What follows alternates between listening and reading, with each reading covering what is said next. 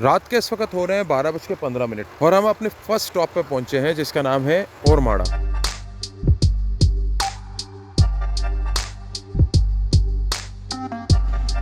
Makran coastal highway से होते हुए लगभग 370 किलोमीटर का ये फासला हमने 5 घंटे 15 मिनट में तय कर लिया अल्हम्दुलिल्लाह। ओरमाड़ा का ये स्टॉप बहुत फेमस है और ज़्यादातर बसें यहीं पर ही आके रुकती हैं। ये हमारी बस है, सामने कंडक्टर हमारा लगा है बेचारा। ये है हमारी बस और ये हमारा बंदा। आजा, मज़ा है तो का टिक टाक नान मनवर ब्रो। मैं उसको सलाम किया और मैंने उससे कहा कि खाना वाना खूब खाना। ज़्यादातर आपको बलोच कम्युनिटी के लोग मिलेंगे यहाँ पर। उसके बाद 1 से 2% लोग वो हैं जो बेसिकली अपने काम के सिलसिलों में जाते हैं, यानी पठान, पंजाबी और दूसरी कम्युनिटी के भी लोग होते हैं। एक ज़रूरी बात, स्टॉप पे पहुँच गए, ज़्यादा एक्साइटमेंट में कुछ गलती ना कर बैठिएगा। हाँ, जैसे स्टॉप पे आप पहुँचे आपने ख्याल रखना अपने ज़रूरी चीज़ों का, स्पेशली आपके जो पैसे हैं उनको आप अपने पास ही रखें, अपने जेब में रखें। आपके मोबाइल और दूसरे जो कीमती अशिया हैं उनको अपने पास रखें। इसके अलावा अगर कोई ज़रूरी हाजत, लाइक आपको वॉशरूम जाना है, मुँह धोना है, आपको वॉमिटिंग आ रही है, तो आप जाके कर दें भाई। एक और फ्री एडवाइस है मेरी कि आप घर से बनी हुई चीज़ें अपने साथ लेके जाएं, ना कि आपको ज़रूरत पड़े बाज़ारों से या होटलों से कोई चीज़ खरीदने की। And I think fruit would be the great option for this kind of trip. फिर भी अगर आपको लगता है कि व्हाइल हैविंग ट्रैवलिंग आपको वॉमिटिंग हो सकती है, उल्टी आ सकती है, तो एक टैबलेट है, ये जो मैं आपको दिखा रहा था, इसे खाएँ। हमारी बस जो है ना, कब से बेचारी जो है ना हमारा इंतज़ार कर रही थी। देरी जो हुई है ना बेसिकली वो लेडीज़ की वजह से, otherwise we are on time.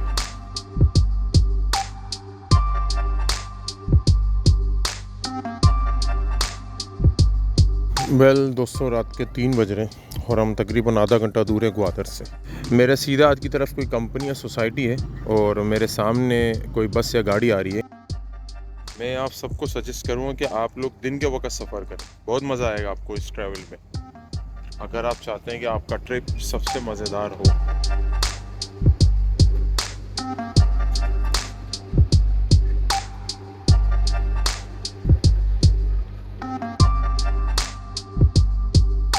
कभी 120 तो कभी 80 की स्पीड के साथ हमारा ड्राइवर फुल टशन के साथ आगे ग्वादर की तरफ बढ़ते हुए। दौरान सफ़र कुछ ऐसे रास्ते आ जाते हैं जिनको पार करने के लिए आपको रफ्तार से नहीं सब्र से काम लेना पड़ता है। ये एग्जैक्टली वैसे ही सिचुएशन हो जाता है जब अपनी ज़िंदगी में किसी मुकाम पे आप आके ज़रा खामोशी का इख्तियार कर लेते हैं और रफ्तार से ज़्यादा सब्र से काम लेते हैं। तो कैसा दिया आपके भाई ने? अभी हम एक चेक पोस्ट पे पहुँचे हैं, ये हमारे एनआईसी वगैरह चेक करेंगे, देन वी कैन मूव। रात के 4:30 बज रहे हो, अल्हम्दुलिल्लाह हम ग्वादर पहुँचे। दोस्तों, हमारी बस वो निकल गई। नहीं यार, मजाक कर रहा हूँ, मेरी बस ये रही। अभी मंजिल मुझसे 5 मिनट दूर है, मैं ग्वादर में ही हूँ, लेकिन थोड़ा सा आगे टर्मिनल तक जाएंगे हम। तो फाइनली हम अपनी मंजिल पे पहुँच गए, अल्हम्दुलिल्लाह।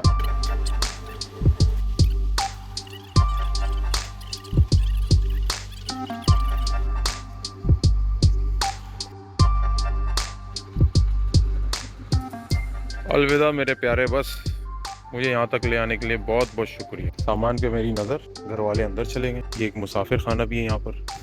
और सुबह की आमद के इंतज़ार में मैं कुछ बातें सितारों से करने लगा, अपने कैमरे को जूम करके।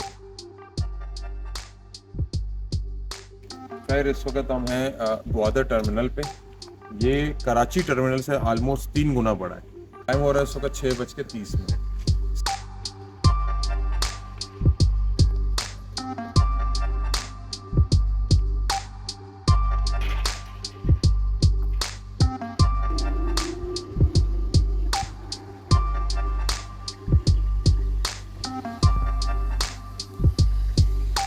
हमारी गाड़ी आ गई भाई, मेरे मामू ने करवाया।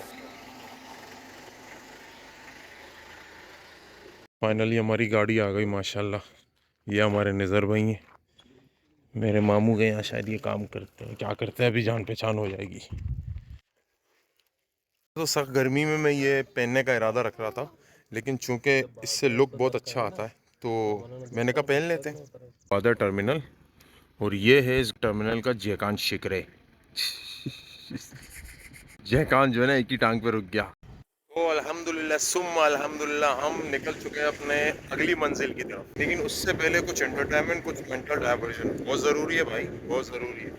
रात में मैं सिर्फ 1 घंटे सोया हूँ और 1 घंटे भी सोने के बावजूद सुबह की जो मेरी एक्साइटमेंट है उसने मेरी नींद उड़ाई हुई है।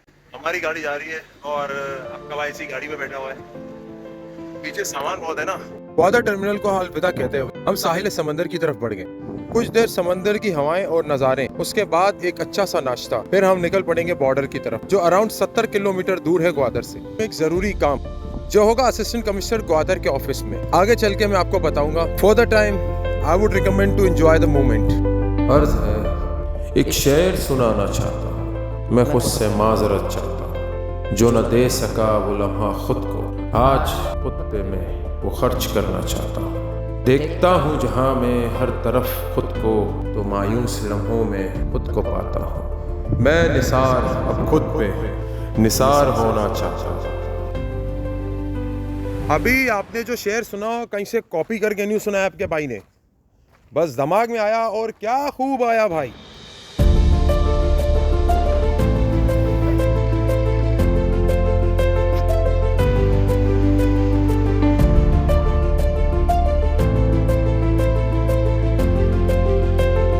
याद का है कहीं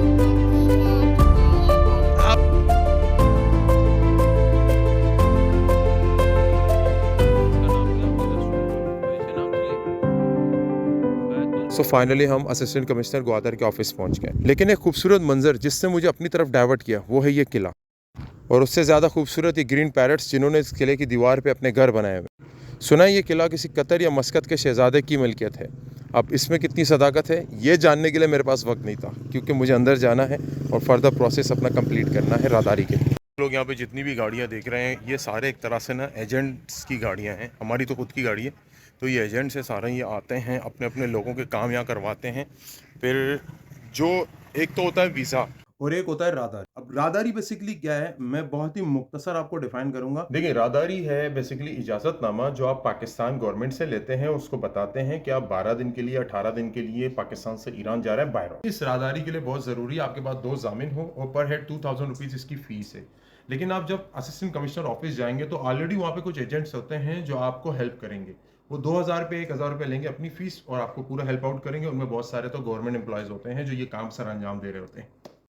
उन्हीं एजेंट्स में से कोई ना कोई आपका जामिन भी बन जाएगा और आपसे कहेगा देखो जामिन तो मैं ही हूँ, घबराएं मत, मैं आपके हेल्प आउट कर रहा हूँ, मैं हूँ ना आपके लिए, मैं हाजिर हूँ आपके लिए, भले तुम आओ या ना हो, मने क्या फर्क पड़े। सामने रूम के बाहर जो आप लाइन देख रहे हैं बेसिकली ये सारे लोगों ने राहदारी के लिए अप्लाई किया हुआ। इन लोगों के एजेंट्स इनके साथ खड़े होते हैं या फिर रूम के अंदर होते हैं। इस तरह का एक इंतजार। फिर उसके बाद हमारी बारी आई तो हम अंदर गए, हमारी तस्वीरें ली गई। यही तस्वीरें हमारी राहदारी के पेपर के ऊपर नुमाया होंगी। तस्वीर खींचने के 10 से 15 मिनट बाद राहदारी पेपर हमारे हवाले कर दिए गए। गाड़ी ड्राइवर काड़ा लोटे में हाथ पोस्ट आपसे भी रहना। कदीर जा रहा है चाबार, हम भी जा रहे हैं चाबार, लेकिन चाबार से हम जाएंगे सरबाज। ठीक है कदीर, वहीं मिलते हैं अगर जिंदगी रही तो। कदीर ने मुझे वीडियो बनाते देखा और कहा कि भाई आप वीलॉगर हैं। मैंने कहा हाँ, मुझे भी अपनी वीडियो में लें। कहानी यहाँ पे आके खत्म नहीं हुई, बल्कि मैं तो कहता हूँ शुरू हुई। याद है आपसे मैंने कहा था कि 2 जामिन चाहिए, एक बॉर्डर के इस तरफ यानी पाकिस्तान में और दूसरा ईरान। बॉर्डर के इस तरफ यानी ईरान में आपका जो जामिन होगा वो ऑब्वियसली आपका रिश्तेदार, कजन, दोस्त, यार कोई होगा जो आपका गारंटी ले सके। उसके अलावा कौन आपकी गारंटी लेगा? कोई भी नहीं।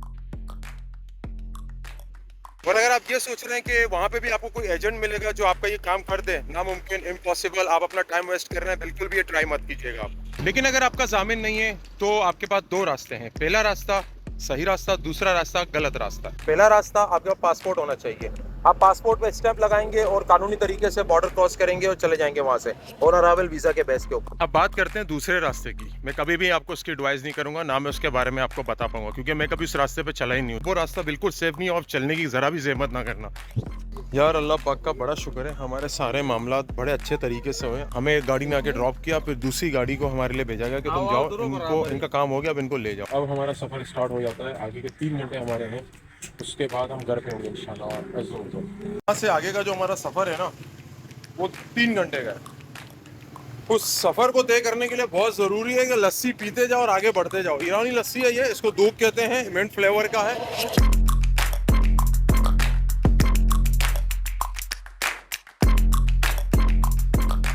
ये लास्ट चेक पॉइंट है जिसको हम क्रॉस कर रहे हैं, पाकिस्तान आर्मी का। यहाँ आपकी एनआईसी वगैरह चेक करते हैं, कुछ सवालात आपसे करते हैं, जैसे कि आप कहाँ जा रहे हैं, कहाँ से आ रहे हैं, कौन है। अल्लाह पाक हम सबकी हिफाजत फरमाए कि 120 और 30 की स्पीड में भगाती हुई है गाड़ी, लेकिन ये एक सलंक रोड और साफ़ सुथरी, ये हमें एडवांटेज थी। हमने खूब अपनी गाड़ी को तन के रखा। अगले 10 मिनट में हम पाकिस्तान बॉर्डर पे होंगे और हमारे सामने होगा ईरान का बॉर्डर, और उसके बाद क्या होगा ये तो अल्लाह पाक ही बेहतर जानते हैं, लेकिन हमने अपनी चीज़ें कंप्लीट की हुई है जो हमें उस बॉर्डर पे और उसके बाद ईरान बॉर्डर पे दिखा के अपने घर की तरफ रवाना होना है। तो ये भी एक अलग चैप्टर होगा इंशाल्लाह ताला, इसको नेक्स्ट वीडियो पे डिस्कस करेंगे। बहुत मजा आएगा, बहुत मजा आने वाला है, मुझे यकीन है। लिहाजा मुझे और मेरे ड्राइवर को अब आप इजाजत दे दें, फिर मिलते हैं इंशाल्लाह एक नेक्स्ट और ज़बरदस्त इंफॉर्मेटिव वीडियो